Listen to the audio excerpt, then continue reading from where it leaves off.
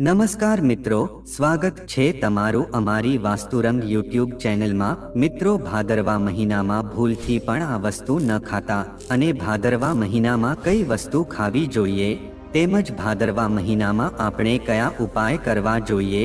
તો મિત્રો, વિડીયોમાં આગળ જતા પહેલા જો તમે ઈચ્છતા હોવ કે માતાજીની કૃપા તમારી ઉપર સદા બની રહે તો વિડીયોને લાઈક કરી અને કમેન્ટમાં જય માતાજી જરૂર લખી દેજો કે જેથી માતાજીની કૃપા તમારી ઉપર સદા બની રહે। તો મિત્રો, ભાદરવા મહિનામાં ભૂલથી પણ આ 5 વસ્તુ ખાવી ન જોઈએ। આ 5 વસ્તુ છે એ આપણા સ્વાસ્થ્ય માટે ઝેર સમાન છે। મિત્રો, અત્યારે જોઈએ તો ભાદરવા મહિનાની શરૂઆત થઈ ગઈ છે। શાસ્ત્રોમાં ભાદરવા મહિનાને કલ્યાણકારી બતાવવામાં આવ્યો છે। ભાદરવા મહિનાને ભાદ્રપદ માસ પણ કહેવાય છે। ધાર્મિક માન્યતાઓ અનુસાર ભગવાન શિવને પ્રસન્ન કરવા માટે માત્ર સાવન જ નહીં પરંતુ ભાદરવા મહિનો પણ શ્રેષ્ઠ માનવામાં આવે છે। આ મહિનો ભગવાન શ્રી કૃષ્ણ અને ભગવાન ગણેશને પણ સમર્પિત છે। આ માસ દરમિયાન સ્નાન, દાન અને પ્રાર્થના કરવાથી વ્યક્તિને સુખ સમૃદ્ધિના આશીર્વાદ મળે છે અને જીવનની તમામ પ્રકારની સમસ્યાઓથી પણ મુક્તિ મળે છે। આ મહિનામાં ભગવાન શિવ, ભગવાન કૃષ્ણ અને ગણેશની કૃપા મેળવવા માટે તમારે કેટલીક બાબતોનું ખાસ ધ્યાન રાખવું જોઈએ। આ વિશે આપણે આ વિડીયોમાં વાત કરીશું। ભાદરવો મહિનો ભગવાન શ્રી કૃષ્ણને વધુ પ્રિય છે। આ મહિનામાં ભગવાન શિવ, ભગવાન કૃષ્ણ અને ભગવાન ગણેશની પૂજા કરવી જોઈએ। ધાર્મિક માન્યતાઓ અનુસાર ભાદો મહિનામાં દેવી દેવતાઓની પૂજા કરવાથી સાધકને તમામ મુશ્કેલીઓમાંથી મુક્તિ મળે છે। આ સિવાય વ્યક્તિને જીવનમાં સુખ, સફળતા અને સૌભાગ્યની પ્રાપ્તિ થાય છે। ભાદ્રપદ એ ભગવાન કૃષ્ણનો પ્રિય મહિનો છે, તેથી આ મહિનો કૃષ્ણ ભક્તિ, ઉપવાસ અને ઉપાયો માટે ખૂબ જ મહત્વપૂર્ણ છે। શ્રી કૃષ્ણનો જન્મ આ મહિનાના કૃષ્ણ પક્ષની અષ્ટમી તારીખે થયો હતો, જે દેશભરમાં જન્માષ્ટમી તરીકે ઉજવવામાં આવે છે। આ મહિનામાં ઘણા મોટા તહેવારો આવે છે જેમ કે કાજરી તીજ, ભગવાન ગણેશ મહોત્સવ, અનંત ચતુર્દશી વગેરે। ભાદો મહિનામાં ગીતાનો પાઠ કરવો પણ શુભ માનવામાં આવે છે। આવું કરવાથી જીવનમાં સુખ, સમૃદ્ધિ અને કીર્તિ વધે છે। જે લોકો સંતાન ઈચ્છે છે તેમણે આ સમય દરમિયાન ગોપાલ મંત્રનો પાઠ કરવો જોઈએ। તો મિત્રો, આ ભાદરવો મહિનો છે એ વિશેષ રૂપથી વ્રત, નિષ્ઠા અને ઉપવાસનું પાલન કરાવે છે। હિન્દુ પંચાંગ અનુસાર આ વર્ષનો 6થો મહિનો અને ચતુર્માસનો બીજો મહિનો છે। આ મહિનાને ભાદ્ર અથવા તો ભાદરવા નામથી પણ ઓળખવામાં આવે છે। ભાદરવા મહિનામાં હિન્દુ ધર્મના ઘણા બધા તહેવારો આવે છે કે જેમાં જન્માષ્ટમી અને ગણેશ ઉત્સવ મહાન તહેવાર આવે છે। તેમજ મિત્રો, ભાદરવા મહિનાના વ્રત, જપ અને સ્નાન કરે છે લોકોના બધા પાપોનો નાશ થાય છે। ભાદરવા મહિનો છે એ તહેવારો માટે તો બહુ સારો છે, પણ આ મહિનો માંગલિક કાર્યો માટે શુભ માનવામાં આવતો નથી। આમાં સગાઈ, લગ્ન તેમજ ઘરનું નિર્માણનો પણ સમાવેશ થઈ જાય છે। આ મહિનામાં ભક્તિની સાથે સાથે સ્નાન દાનને વિશેષ મહત્વ આપવામાં આવ્યું છે। શાસ્ત્રો અનુસાર જોઈએ તો આ ભાદરવા મહિનામાં આપણે અમુક કાર્યો ન કરવા જોઈએ, તેમજ અમુક ખાદ્ય સામગ્રી પણ ખાવી જોઈએ। તેમજ ઘણા એવા ફળો આવે છે કે જે આપણે ભાદરવા મહિનામાં ખાવાનો જોઈએ। આપણા ભારતમાં આમ જોઈએ તો મોસમના હિસાબે બધી વસ્તુ ખાવામાં આવે છે। આટલા માટે મિત્રો, મોસમની સાથે સાથે આપણે આપણા શરીરને પણ ફિટ રાખીએ છીએ, એના માટે આપણે સમયસર ખાવાની વસ્તુ બદલવી જોઈએ। મિત્રો, આયુર્વેદ અનુસાર આ બધા નિયમોનો શરીરમાં પિત્તને પણ ધ્યાનમાં રાખે છે, તેમજ મોસમ બદલે છે તો આપણે ખાવાની વસ્તુઓનું પણ ધ્યાન રાખવું જોઈએ। તો મિત્રો, હવે આપણે જાણીએ કે ભાદરવા મહિનામાં કઈ કઈ વસ્તુઓનું ધ્યાન રાખવું જોઈએ કે જેથી કરીને આપણને બધી રીતે ફાયદો થાય, તેમજ આપણે એવા કયા ફળો ખાવા જોઈએ, તેમજ એવી કઈ ખાદ્ય વાનગી ખાવી જોઈએ કે જે આપણા માટે અને વાસ્તુના હિસાબથી આપણા માટે શુભ હોય। તો મિત્રો, વિડીયોમાં આગળ વધતા પહેલા મારી તમને એક વિનંતી છે કે જો તમે આ વિડીયોને લાઈક ન કર્યો હોય તો વિડીયોને લાઈક કરી દેજો અને ચેનલને પણ સબસ્ક્રાઇબ કરી દેજો કે જેથી આવા જ વિડીયો તમને દરરોજ મળતા રહે। મિત્રો, અત્યારે ભાદરવો મહિનો શરૂ થઈ ગયો છે। આ મહિનાનું ધાર્મિક મહત્વ સાથે સ્વાસ્થ્ય માટે પણ બહુ મહત્વ છે। આટલા માટે આ મહિનામાં આપણે કઈ કઈ વસ્તુઓ ખાવી જોઈએ અને કઈ વસ્તુ ન ખાવી જોઈએ એના વિશે આપણે વિસ્તારમાં વાત કરીએ.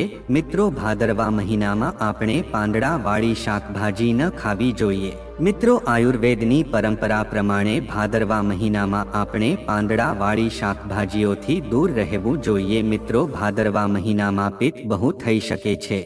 આથી આપણે આ વસ્તુઓનું ધ્યાન રાખવું જોઈએ અને જો આપણે આ ભૂલ કરીએ છીએ તો આપણે બહુ બીમાર પડી શકીએ છીએ. તેમજ વરસાદની મોસમમાં લીલી શાકભાજીઓમાં બેક્ટેરિયા બહુ હોય છે. આથી આ વસ્તુઓને ખાવી એ આપણા સ્વાસ્થ્ય માટે બહુ નુકસાનકારક છે. તેમજ બીજી વસ્તુ છે એ ભાદરવા મહિનામાં દહીં આપણે ન ખાવું જોઈએ. આયુર્વેદમાં તેમજ વાસ્તુશાસ્ત્રમાં પણ એવું જણાવવામાં આવ્યું છે કે આપણે ભાદરવા મહિનામાં દહીં ન ખાવું જોઈએ અને જો ભાદરવા મહિનામાં આપણે આ ભૂલ કરીએ છીએ તો આપણે બહુ બીમાર પડી શકીએ છીએ અને આપણા શરીરમાં આપણને પિત્ત થઈ શકે છે. તેમજ ત્રીજી વસ્તુ છે એ મિત્રો, આથાયુક્ત પદાર્થ આપણે ન ખાવા જોઈએ. નહીં તો ચિકિત્સા વિજ્ઞાન અનુસાર મિત્રો, વરસાદની મોસમમાં આપણે જમીન ઉપર જોઈએ તો ઘણા બધા કીટાણુ અને બેક્ટેરિયા થઈ ગયા હોય છે કે જે લીલા શાકભાજીઓને ખરાબ કરી નાખે છે. આથી આ બધી વસ્તુ ખાવી એ આપણા માટે ઝેર બની જાય છે. તેમજ મિત્રો, આપણે ભાદરવા મહિનામાં ઢોસા, ઈડલી એવી વસ્તુ ન ખાવી જોઈએ કારણ કે આ વસ્તુ છે એ જલ્દી ખરાબ થઈ જવાનો ડર હોય છે. તેમજ મિત્રો, ચોથી વસ્તુ આવે છે કે જે સફેદ ખાદ્ય વસ્તુઓથી આપણે દૂર રહેવું જોઈએ. મિત્રો, ભાદરવો મહિનો છે અંગ્રેજી મહિના પ્રમાણે ઓગસ્ટ સપ્ટેમ્બરની વચ્ચે આવે છે. તો આ અનુસાર મિત્રો, છાશ, દહીં અને આનાથી બનેલી વસ્તુ આપણે ન ખાવી જોઈએ. આનાથી આપણી પાચનશક્તિ ખરાબ થઈ શકે છે.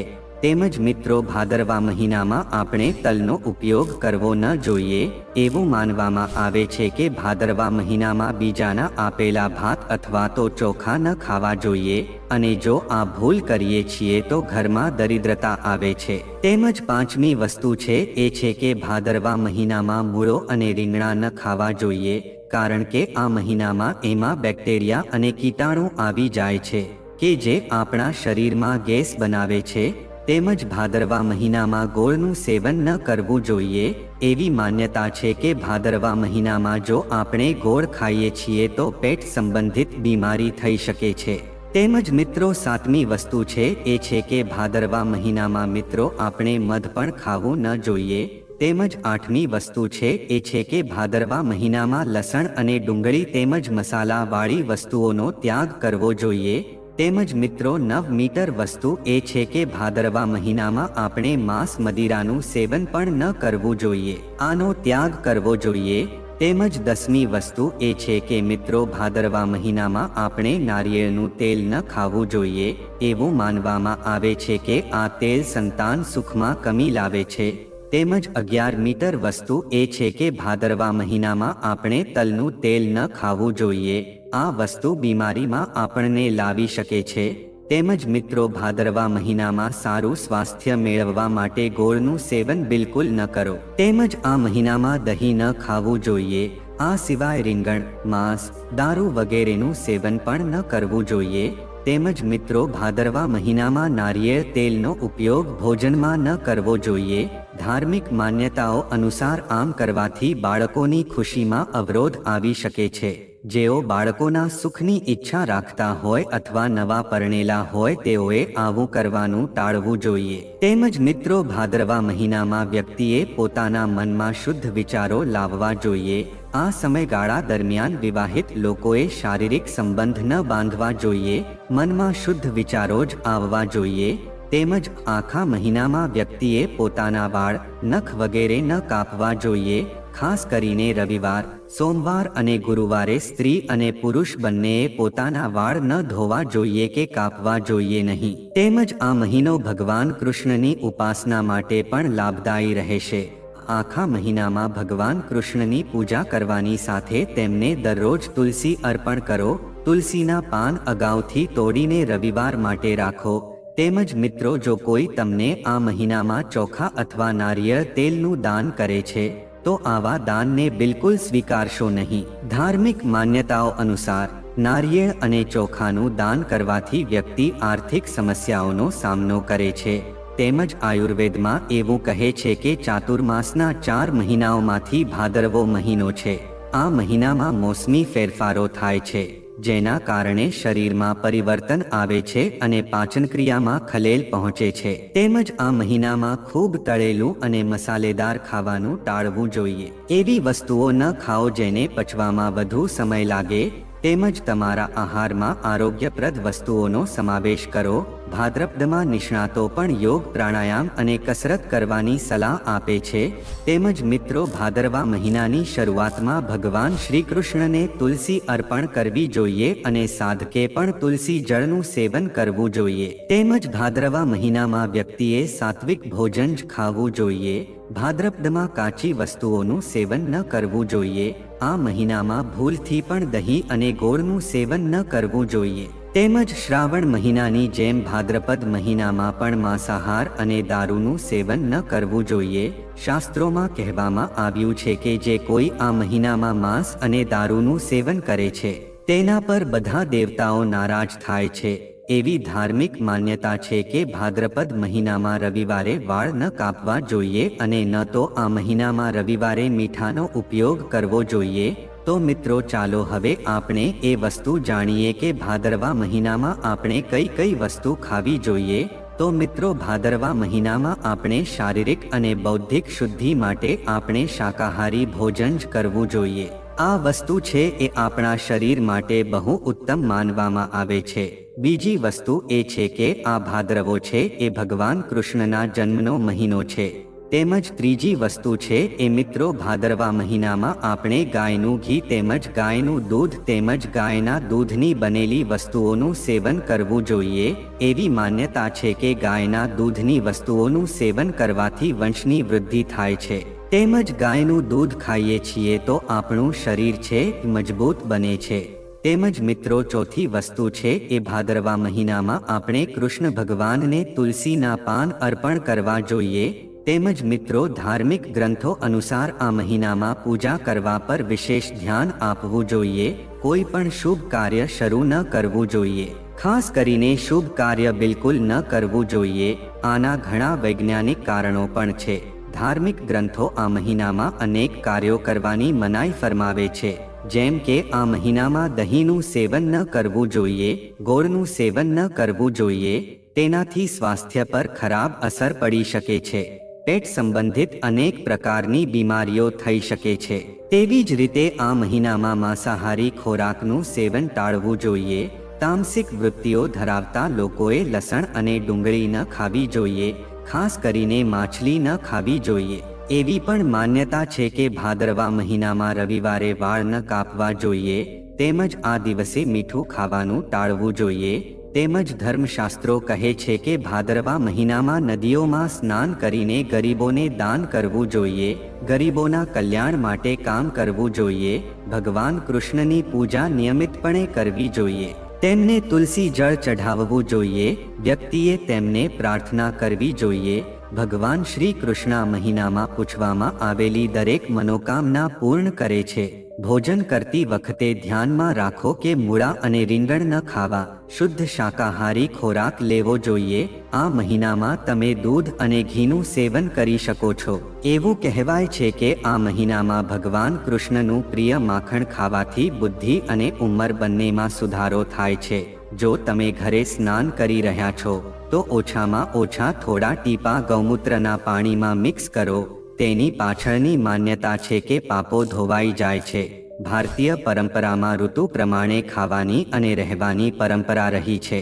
આ સંસ્કૃતિ આપણને વારસામાં મળી છે. ભાદરવો મહિનો હમણાં જ શરૂ થયો છે. તેથી આ સમયગાળા દરમિયાન આપણે આપણા આહાર પર વિશેષ ધ્યાન આપવું જોઈએ. ભાદરવો મહિનો ઋતુ પ્રમાણે વરસાદની મોસમ છે.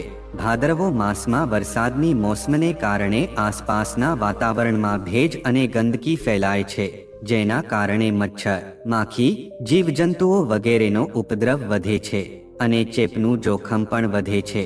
આયુર્વેદ અનુસાર ભાદરવો મહિનામાં ભેજને કારણે વાત દોષ વધી જાય છે અને આ સમયે આપણી હોજરીનો અગ્નિ પણ ધીમો પડી જાય છે. જેના કારણે આપણી પાચન શક્તિ પણ નબળી પડી જાય છે. આ બધાને કારણે ભૂખ ન લાગવી, તાવ, મેલેરિયા જેવા અન્ય રોગો થવાની સંભાવના વધી જાય છે. આ ઉપરાંત આ મહિનામાં બ્લડ પ્રેશરમાં વધારો થવાની સંભાવના છે. તેથી બ્લડ પ્રેશરના દર્દીઓએ આ મહિનામાં પોતાની ખાસ કાળજી લેવી જોઈએ. આ બધાથી પોતાને બચાવવા માટે પૌષ્ટિક ખોરાક, માખણ, ઘી, જૂના અનાજ જેવા કે જવ, ઘઉં, ખીચડી, કાચા સરસવનું તેલ વગેરે ખાઓ. સુપાચ્ય તાજા અને ગરમ ખોરાક લેવા જોઈએ. તેમજ આ મહિનામાં તુલસીની દાળનું સેવન અવશ્ય કરવું જોઈએ, જે આપણને ચેપી રોગોથી બચાવવામાં ખાસ કરીને ફાયદાકારક છે. તેમજ ભાદરવા મહિનામાં વરસાદને કારણે રોગ પેદા કરતા કીટાણુઓ પુષ્કળ પ્રમાણમાં ફેલાય છે. તેથી આ ઋતુમાં કાચો ખોરાક ન લેવો જોઈએ. ખાસ કરીને સલાડ અને કાચા શાકભાજીને ઉકાળ્યા પછી જ ખાવા જોઈએ. ભાદરવા મહિનામાં દહીંનું સેવન બિલકુલ ન કરવું જોઈએ. આના કારણે પાચન અને આંતરડા સંબંધિત સમસ્યાઓની સંભાવના નોંધપાત્ર રીતે વધી જાય છે. આ ઉપરાંત ભાદરવા મહિનામાં ગોળ, નાળિયેર તેલ, માછલી, માંસ અને આલ્કોહોલથી દૂર રહેવું જોઈએ. આ મહિનામાં તેલ માલિશ અને વાસી ખોરાકથી દૂર રહેવું જોઈએ. સામાન્ય ઠંડા પાણીથી બંને વખત સ્નાન કરવું જોઈએ. તેમજ તુલસીના પાન અને આદુને પાણીમાં ઉકાળીને ગરમ કરીને પીવા જોઈએ. સ્કંદ પુરાણ અનુસાર ભાદ્રપદ ભાદો મહિનામાં દિવસમાં માત્ર એક જ વાર ભોજન કરવું જોઈએ. તેનાથી વ્યક્તિ સ્વસ્થ રહે છે. વ્યક્તિએ સ્વચ્છ અને હળવા કપડાં પહેરવા જોઈએ અને એવી જગ્યાએ સૂવું જોઈએ જ્યાં વધુ પવન અને ભેજ ન હોય. વ્યક્તિએ ભીનું થવાનું ટાળવું જોઈએ અને જો કોઈ ભીનું થઈ જાય તો વ્યક્તિએ શક્ય તેટલી વહેલી તકે સૂકા કપડાં પહેરવા જોઈએ. ભીની માટી કે કાદવમાં ખુલ્લા પગે ન જવું જોઈએ. ભીના સ્થાને ન રહેવું જોઈએ અને બહારથી પાછા ફર્યા પછી હાથ પગને સારી રીતે ધોઈને સાફ કરવા જોઈએ. ભાદ્રવા મહિનામાં વ્યક્તિએ દિવસ દરમિયાન સૂવું નહીં, ખુલ્લામાં સૂવું, રાત્રે જાગવું, વધુ પડતી કસરત કરવી, સૂર્યપ્રકાશનું સેવન કરવું, વધુ પડતી મહેનત કરવી, અજાણી નદી કે જળાશયમાં સ્નાન કરવું. તો મિત્રો, જો આ માહિતી તમને ગમી હોય તો વિડીયોને લાઈક કરી અને ચેનલને સબસ્ક્રાઇબ પણ કરી દેજો કે જેથી કરીને અમે રોજ વાસ્તુશાસ્ત્રને લગતા વિડીયો લાવતા રહીએ. તમારો દિવસ શુભ રહે. મિત્રો, ધન્યવાદ.